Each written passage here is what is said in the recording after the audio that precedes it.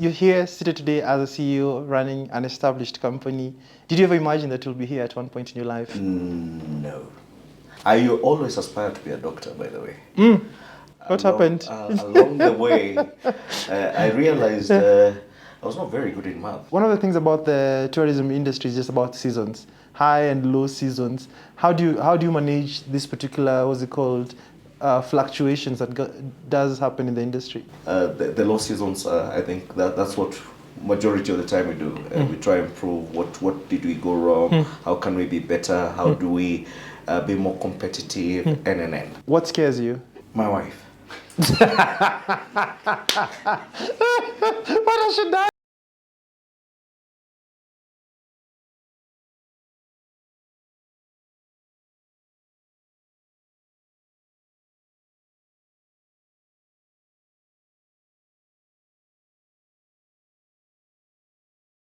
Ian Dennis, and tonight, as always, we have a very interesting show lined up.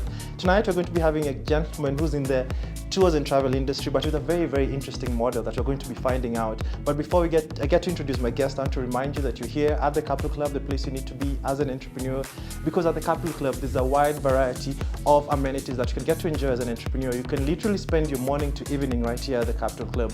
While we're filming this, it's just one of the meeting rooms. You can actually have your guest, host your guest, have your meetings. There's the spa, there's the gym, there's the restaurant, there's so much more and so many different events that goes on here. I also want to remind you that two of my books are actually out. One, Food for Thought and Business Conquest. You can actually get to learn from me and some of the experiences I get to share. You can find them at the Textbook Center.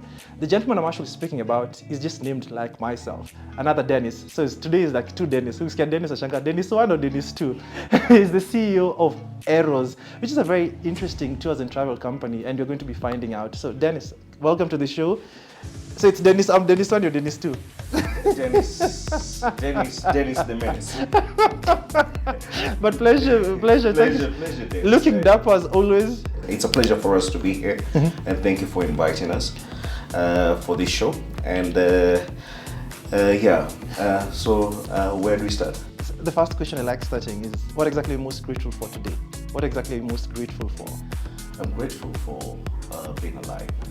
I'm grateful for the gift of life and the chance to wake up and walk in this life. I'm grateful for my family. I'm grateful for my wife and my children. I'm grateful for the team that we have at Eros Africa, and I'm grateful for what is ahead, the possibilities that are ahead of us. So yeah. So you're here seated today as a CEO running an established company. Did you ever imagine that you'll be here at one point in your life? How is it? Just take me through. Because sometimes I always find everybody who sits here has been established. But did you ever imagine that you'll be here at one point in your life? No. I'll tell you, I come from a very humble background. I grew up in Moranga, and we are two brothers. I had a sister.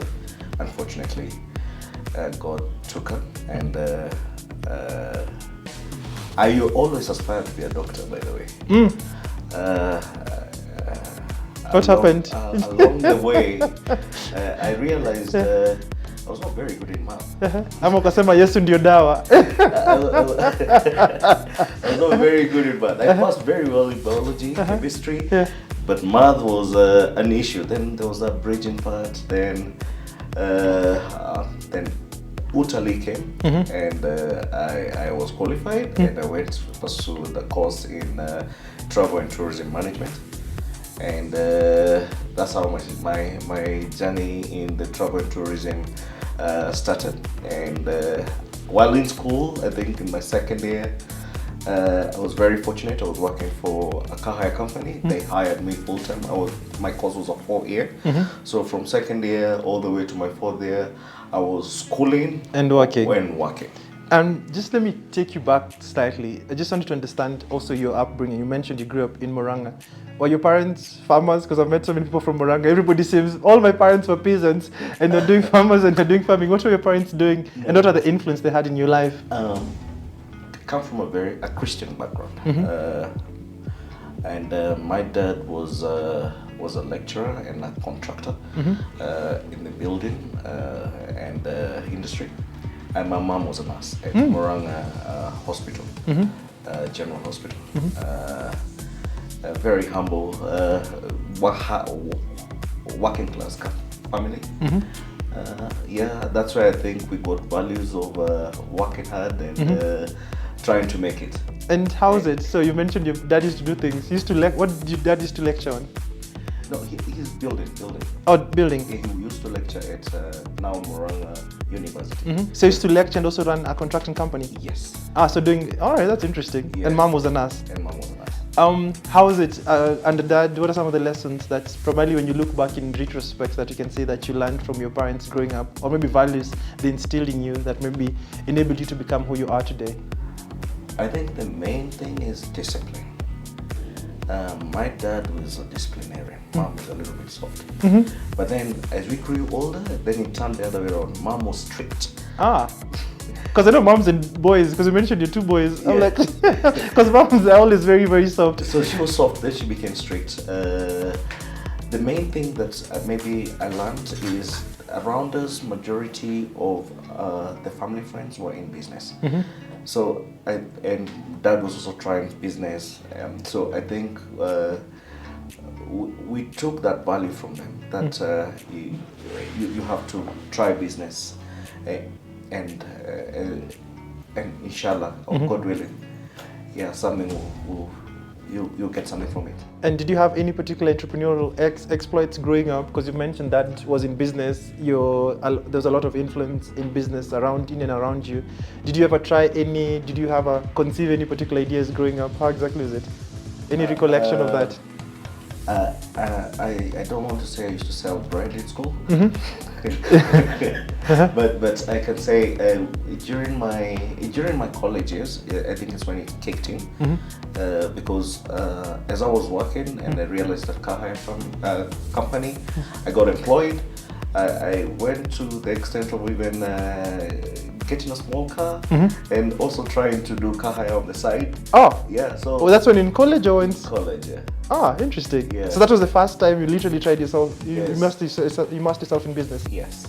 Interesting. Just take me through it. At that particular point, because you mentioned you went through school and then when you got into Utali College, that's when what's it called? You got your first job. Yeah. That was your first job ever that you earned. That was not my first, my second. During, I told you I wanted really to become a doctor. So, but hesabu ilikata. hesabu ilikata. Mwalimu wa maths. Then my uncle used to run a clearing and forwarding business in Mombasa. So he invited me, and for a stint of around 1 year, I stayed around with him. And I learned how to, what happens after the container. It was actually a container depot. So after the container is offloaded, the goods, so it has to be prepared for new goods. Yes. So how to clean them, how it's serviced. So that was the main business. So I worked there for like 1 year before I joined Utali College. So it was like your preparation. Yes. And then joining Utali, is it something that you really wanted, or just like fate found you? Literally fate. No, it was not my first love. My first love was doctorate, but now Ilikata. mathematics was. You can get a honorary degree just to put a doctor in front. but anyway, once I got there, it was exciting. In my class, we were only 14 students, so it was something also different, and everything that we learned was also very interesting. So, in a nutshell, I fell in love, and the fact that now, in my second year, I got employed, then I'm thinking, at least you can earn some money as you school. So, yeah. So you're paying your school fees, or your parents are the ones paying for you, and then you eat your own money? No. How was that particular transition like? I think I was paying. My parents were paying for the school fees. My money was my money. And so when you started earning, because you started earning probably quite early, just for normal, what's it called, youth in Kenya, because you start earning probably after university. So what are some of the developments, or what are your understanding of money quite early on? The first thing is the excitement that Sherehe. that you have some money with you. Then also you realize that my mom had. You start now giving back, and you start with family. So essentially, I realized I have a thing of giving around that time because.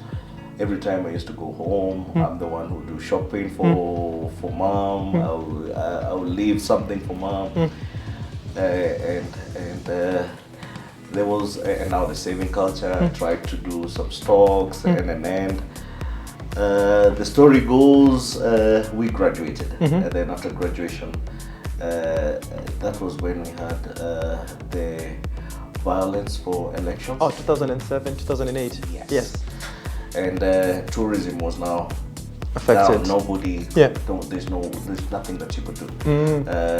So. Oh, because even the place you employed in terms of Kahaya wasn't working. There was nothing. No, it was chaotic. And I had graduated by then. So literally, I'm trying to think. Okay, so what do I do? And that's when the idea of going to Dubai came up. And I went like to look for a job. So basically. Oh, so you went to Dubai without a job? Yeah, without a job. To look for a job. That's in 2008. No, that's roughly around 2009. So 2009, I think. So I went to look for a job, and I didn't know. I had a cousin who was there. Yeah. So I went. I got hosted. Every day you wake up, but I was particular that I needed to get a job in tourism. Why were you that particular precise? What had you seen? Because I was in tourism and I was thinking I should not leave. Or the industry that you're in. The industry that I'm in. I was lucky. I got a job at a company called North Tours. That's where I learned quite a lot, and I started as a cold calling consultant. Yeah. Whereby you'll be given a list of let's say tourists who are in a particular hotel. Let's say for instance the Kempinski here. Then they have been brought by a certain company. So you call that list trying to sell them now the tours that in Dubai. Yeah. And that was something new for me because that's cold calling. You're calling somebody who doesn't know you. Yeah. You have to try and make him warm up to you. Even the accent, the Kenyan accent is so unique. So if you're calling a white person, I'm like, we had to change. We had to change the accent. So you come from Kenya, so you know our accent. Yes, I know our accent. Yes. So now you have now to try and speak like. Yeah, with the nose and all that. but it was a learning experience, and then from there, I grew. I managed a couple of websites, and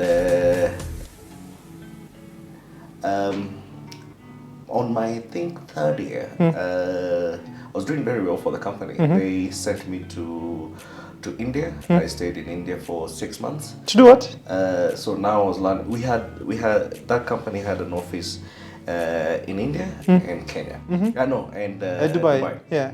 So I went to India to learn how they're doing that franchise is working in India. So Dubai is where it was located. India was a franchise. India was more of a franchise or a sales office.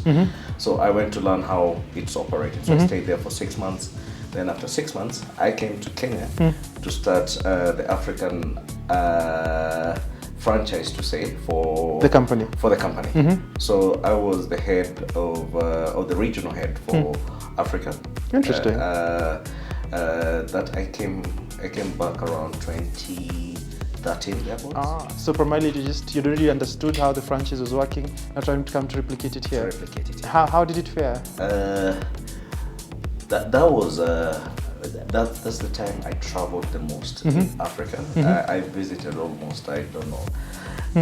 We did road shows with Dubai Tourism even we went to Nigeria, went to South Africa, went to Ghana. So the concept of the business then was to do cold calling and enable sell offers in Dubai? No, the company had infrastructure in Dubai. So they had their own dhow cruises, they had their own desert cars, they even had a hotel. So it was to sell that? So basically the main thing is, can we be able to sell this infrastructure of ours globally? Because that's interesting. Yeah, so and that's how now I learned now about the international trade in regards to tourism. So other than the local part, and the main business model for the company was B2B. So basically we were selling to travel agents. And majority of the travel agents, they want to know new partners in different countries or in different destinations that they're selling.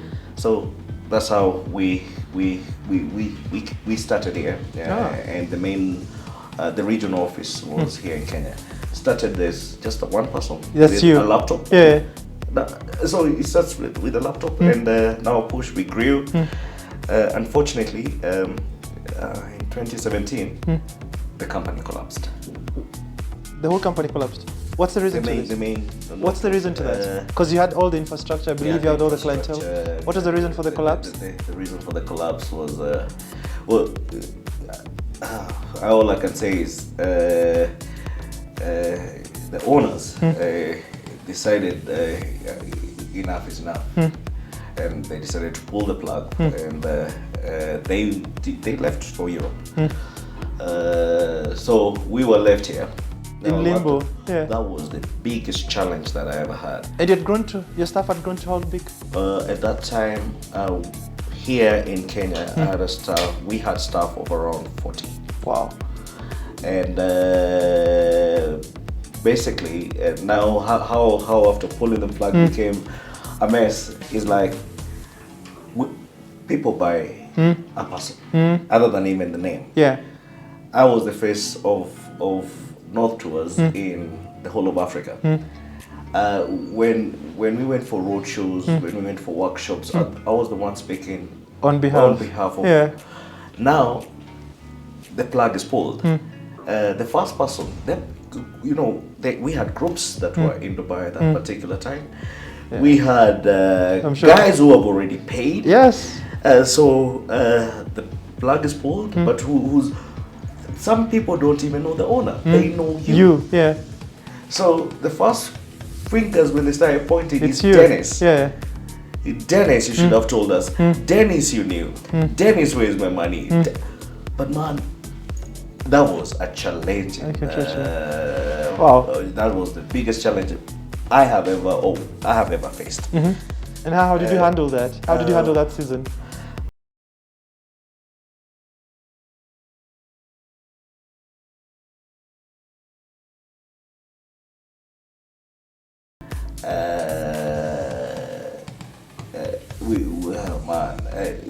Even that was words cannot put. I can't even be able to put a word to it. But the main thing, I learned one thing, that I am also very resilient, because I went through it. I faced agents. I told them this has happened.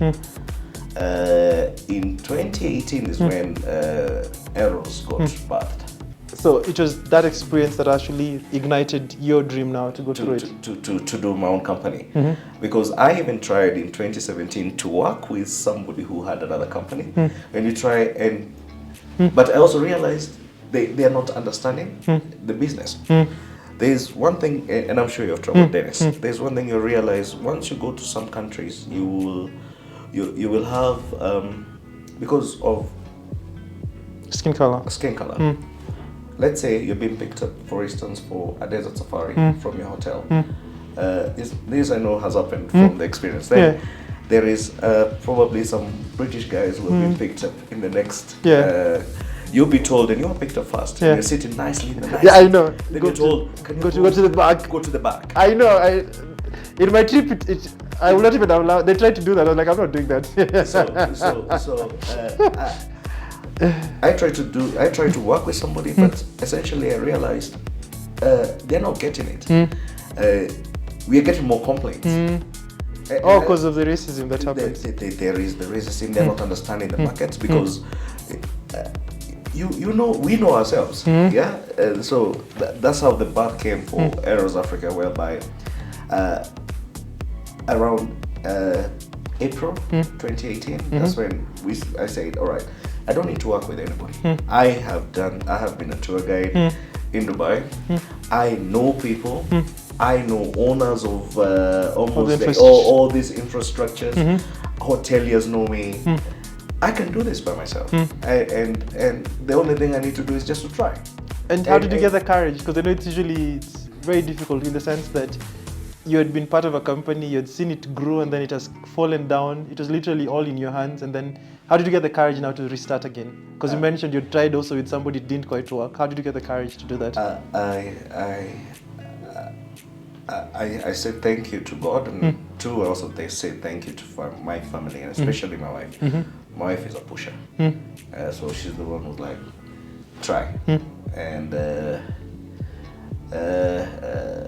we needed capital, we didn't have the money. He's like, don't worry, God will provide.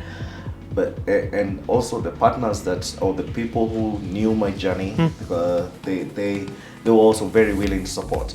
Some agents here in Kenya and also in Africa, they were very, very willing to support. They're like, Dennis, don't worry, we'll give you business, we'll support you, do it. And we did. So you literally bootstrapped. How did you gather the resources to put it together? Because it's a huge venture. No, I went to Dubai, and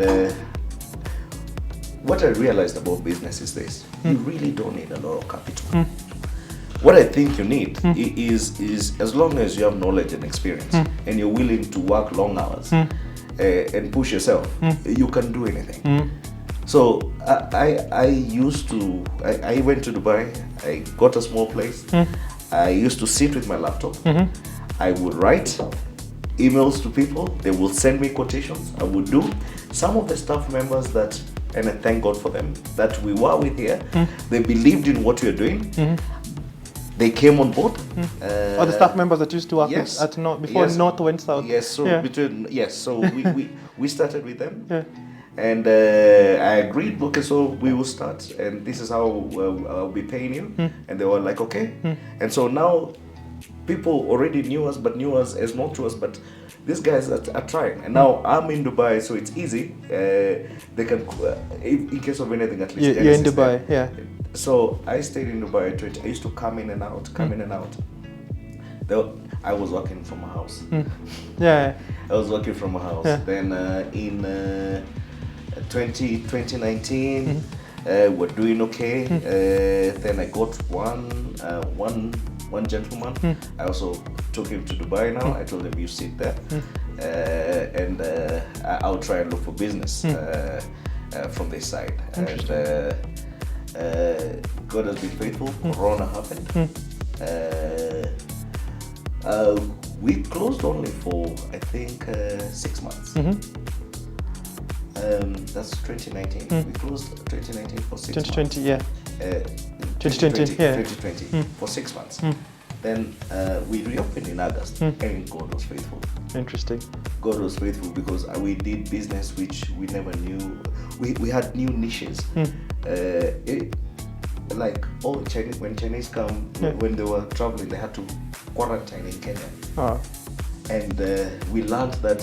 So we got very interesting business, and we were able to survive that period. Interesting. So we're going to take a short break from this particular point, and then we're going to find out how the Chinese transformed, or what exactly some of the interesting intrigues that happened to Eros Africa once COVID happened. From my it seems COVID was a good thing. So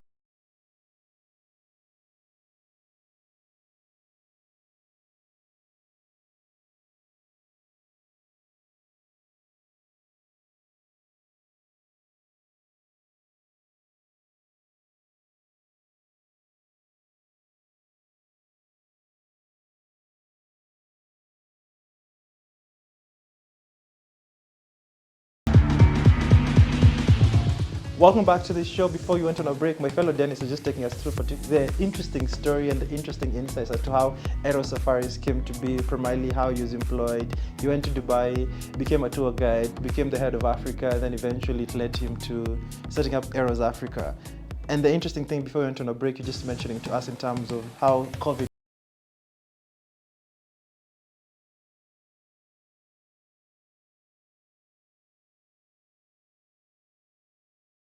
That's what I was trying to say. We were fortunate, at least we were able to get a niche of business that we were able to do during that time, because people are not traveling.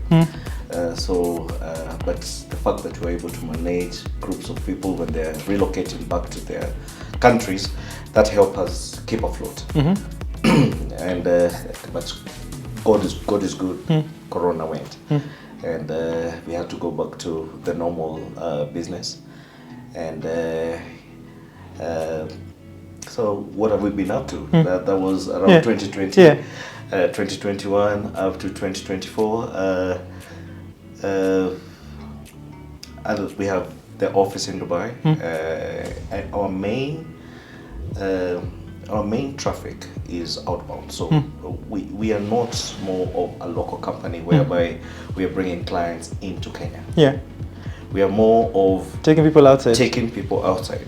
And that's for tours, for work. What's the niche? No, for travel, travel and tours. The value that we give, because I told you our main clientele is travel agents, airlines. So the main value that we give is, let's say for instance, you're a travel agent and you want to book your clients to Vietnam. You have never been to Vietnam yourself. And most of the agents haven't traveled as much as you think they have. And maybe you might Google online and you might find maybe a few companies who can deal with in Vietnam, but you don't know them. You don't know whether you're going to send them the money and then they eat the money. The money is done. How do you follow up? So that's one of the values that we give the travel agents. Another value is that for majority of the destinations, we have also aggregated the suppliers. We can be able to tell you, if you really want, for instance, I'll talk about Dubai. If you really want to go for a very, very nice Marina Dow dinner cruise, Marina is next to the Jumeirah site. So the best that you should do, there is very many. Go online. I want to go. You'll get so many.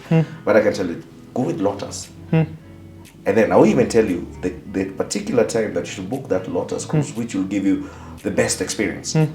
Now those are the kind of values that and also sometimes you're not sure. Let's say you have a client who has a VIP.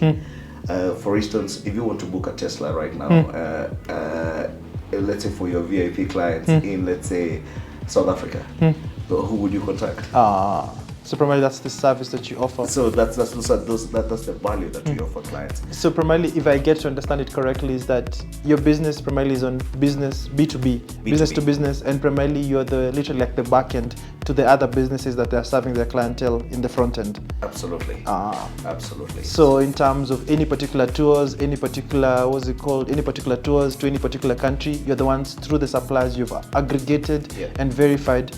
Now the tour companies and the businesses through you can be able to execute for their clients. Absolutely. I'll give you another good example. Let's say you have a group of bankers or microfinance, and let's say they want to visit a country. I'll give, let's say, Turkey. And they want to visit, let's say, Istanbul Chambers of Commerce. Okay, you might have somebody, but he's not. You understand? Yes. So at least we know people who will be able to make that happen. Who will also make, let's say you want to go visit how the garments are made in Turkey. We are going to help on that. So that's where we come in from the partnerships that we've been able to form. Interesting.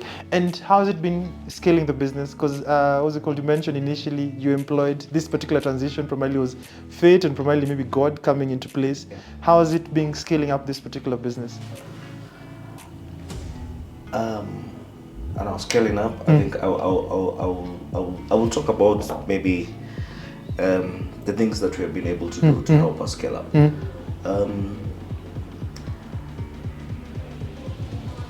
We have been able to partner with let's say Kenya Airways in West Africa, and we have done a couple of workshops with them for travel agents. This has helped them know us. We also have also done partnerships. We participate and exhibit in the Arabian travel market. This especially for the online technology that we are developing. This has helped us get known. And Dennis, thank you. This is also another platform which will help us scale up. Yeah. And one of the interesting things, when I got to your, what's it called, the profile about the business, the interesting thing is that I saw you guys have served over 500,000 clients. How's that been possible within that almost 6 years in operation? How have you managed to do that? And I would say, again, you will rarely see Eros Africa advertising anywhere. So we get our business from travel agents, so let's say you're a travel agent, you'll give us maybe. And travel agents might give you regular business, so that's how maybe it's possible. But our margins are very, very small, so we work on volume. So the business is literally backed on volumes. Yeah, the margins are small, so we work on volumes. Yeah. And one of the interesting things that I've noticed, and maybe I don't know if it's a trend within the travel industry, because I've been privileged to host Sarah Kabu here, who's actually one of the pioneers in terms of the tours and travel. And I realize there's always that relationship between the founders being man and what they called being husband and wife. How is it working with your wife? And how did she come into the picture in the business? How do you separate roles, home and business? I say she's a pillar in my life, especially the challenges that we faced when the company that I used to work in collapsed. She's been a pillar in my life, and working with her has been interesting. We complement each other differently. I'm more the quiet guy, and she's more the outgoing one, and yeah. So what's the role in the business? What part of the business do you manage? What part of the business does she manage? She's more in the marketing side. She's very good in marketing, and she has also worked in the hospitality. We met also in school in Italy. It's what's it called? It's university love. Yes. So we have known each other for a long time. Yeah. Interesting. And one of the things about the tourism industry is just about seasons, high and low seasons. How do you manage this particular, what's it called, fluctuations that does happen in the industry? How do I put this? I think this is something that now you get used to. There are seasons where you'll be very busy, and there are also seasons where you will not be very busy. So it's also a plus, because the seasons when you're not very busy, it makes you reflect back and see how to improve yourself. The places that maybe you didn't do very well. So you're able to improve yourself during this season, so that you also prepare yourself also for the peak season. I think to myself that life is about improving yourself. Every day you need to achieve something towards your improvement. So the low seasons, I think that's what majority of the time we do. We try and improve what did we go wrong, how can we be better, how do we be more competitive, yeah. And so initially when you started, because I was just going through your profile, initially when you started, UAE was literally one of the main destinations, but you've expanded into Europe, Asia, and different particular destinations. Yes. Maybe you just share us through, maybe from your experience, because you mentioned the business is primarily built on outbound, which are some of the most interesting destinations. How did you find yourself in these particular destinations that you are in all across the globe at the moment? Corona also played a very, very big part, because when destinations started opening up, there are places where Africans could not go. and there are places where they could go.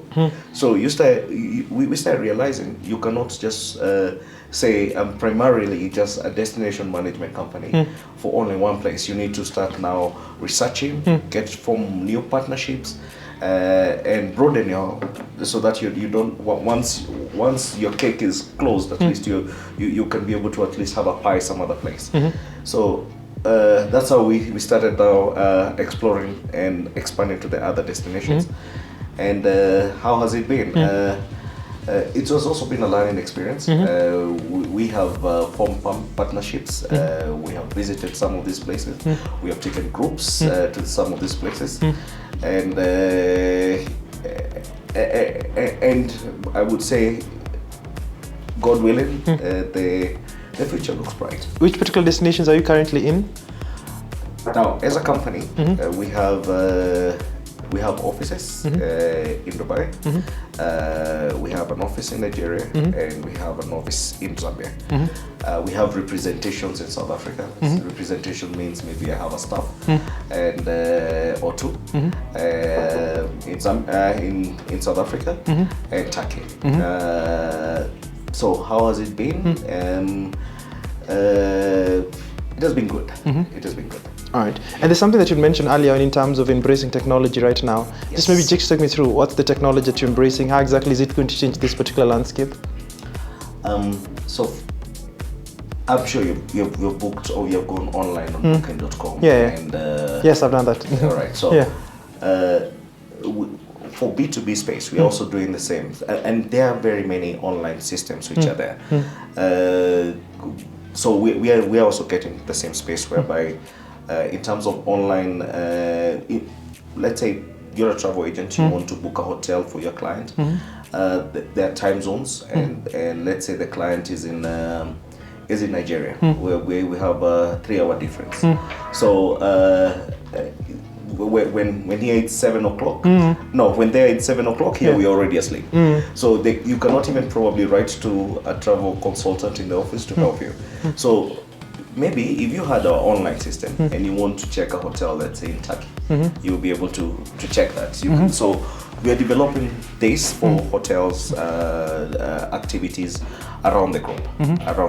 So the providing the platform will have the different stakeholders, hotels, different destinations. Yes.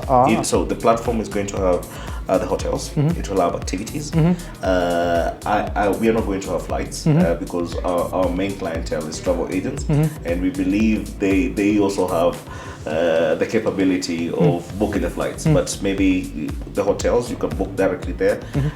You'll have instant confirmation. Activities also transfers anywhere in the world.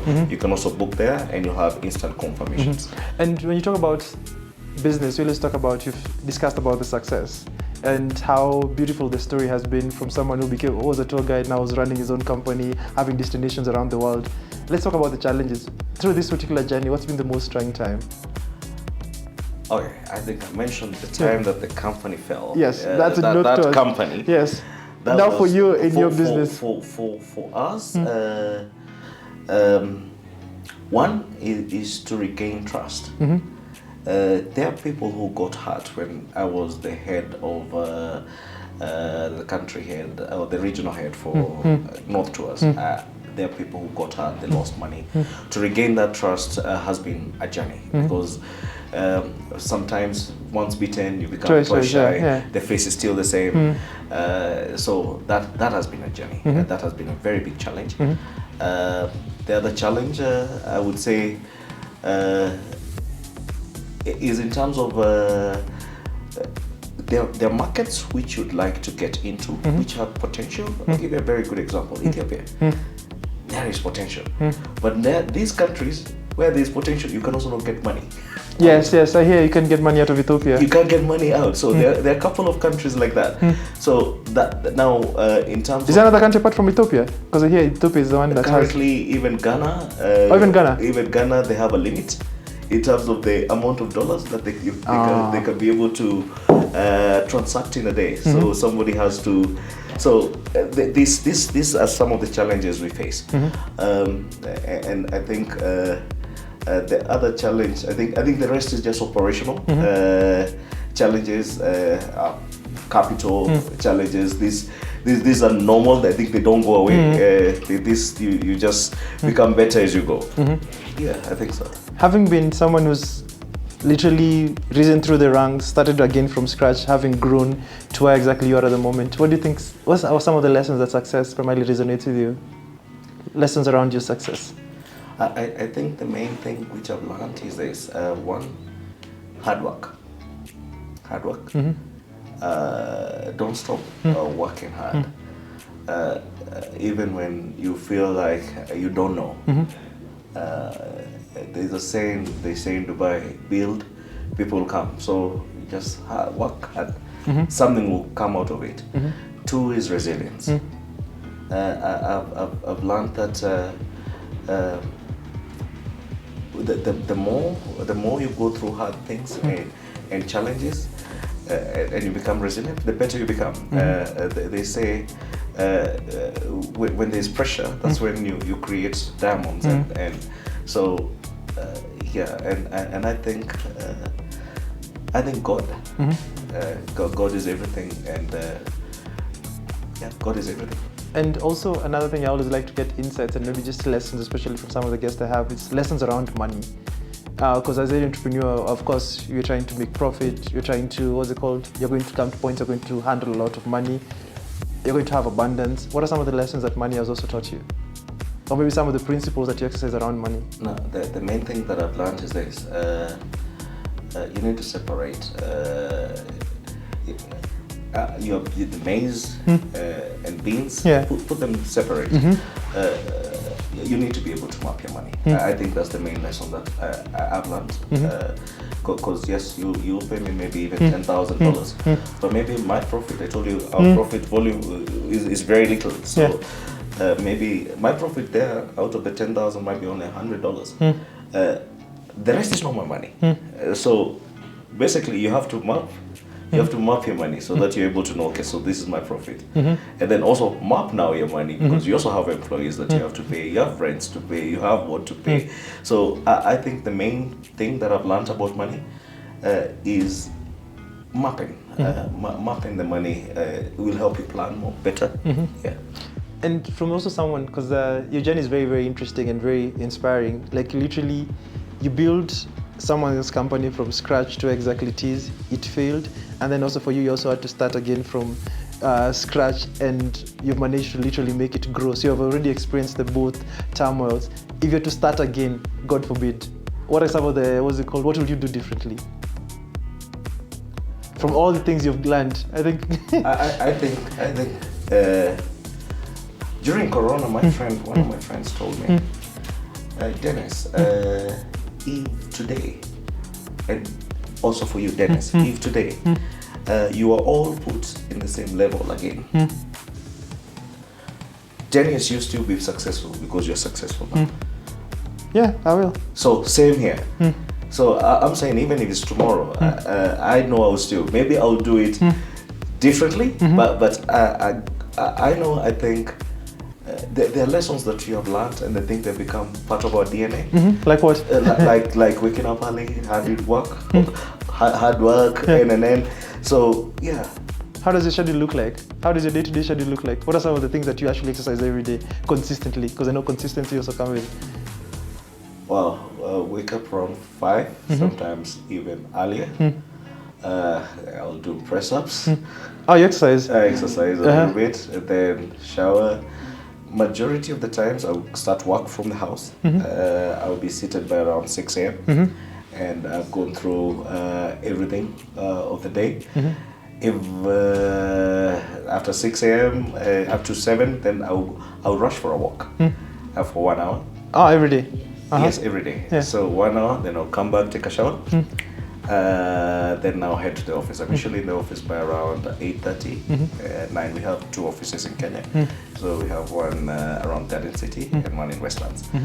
So the one that is near home is the one in Garden City. So I'll be there majority of the time by 8:30. And then we'll work there for roughly half the day. Then I'll continue to the Westlands office, where I'm going to stay for the rest of the day.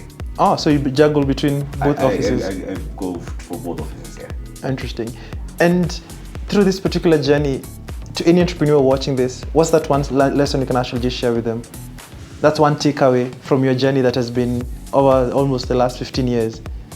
I would say, don't give up. And again, work hard and be resilient. There's something in the Bible that says, a little sleep, A little slumber, Yeah. and poverty Will come in. So, yeah. The race is against poverty. Yes. So before we get to end of the show, I have some 10 quick-fire questions. Right. So whatever comes to your mind. Okay. So the first question, what's the greatest risk you've ever taken?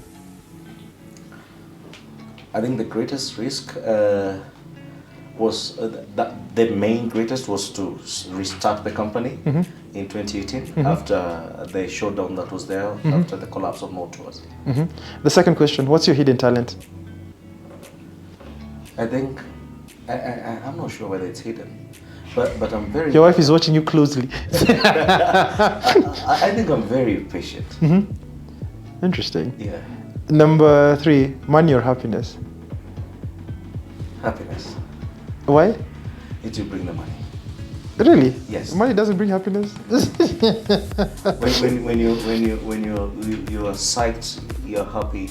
Like, It will come. 4, are you more of a thinker or a doer? I'm more of a doer. What scares you? My wife. What has she done? I'm joking.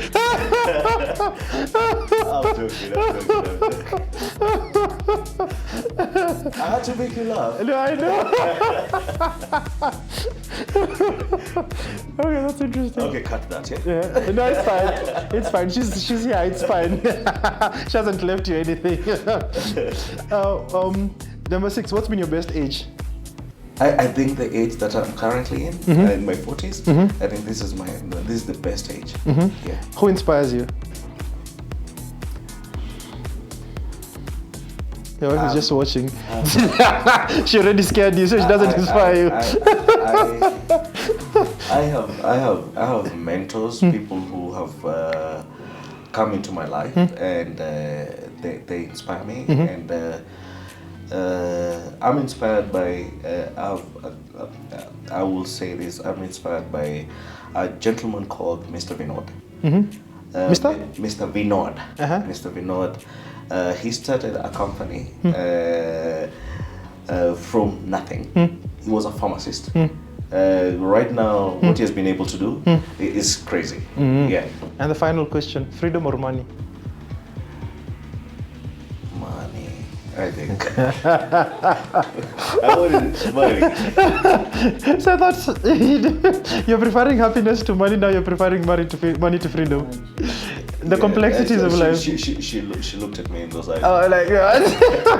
But thank you so much, Dennis, for having come to the show. So Dennis from Eros Africa, my goodness, it's been quite an interesting story. You can actually just check them out, especially if you're in the tours and travel industry or an agent, just check them out. Thank you so much for having watched the show. Hope you've learned a thing or two from this particular conversation. As always, you're coming to you from the Capital Club, the place you need to be as an entrepreneur. Also, final reminder, 2 of my books, you can actually just get them at the textbook center. 1, Business Conquest, that I actually share some of the lessons around entrepreneurship and also as a business coach, and food for thought. Primarily I share my thoughts and actually some of the philosophies around life and business. My name is Ian Dennis. Follow me across all social media platforms at Ian Dennis Network, at KTN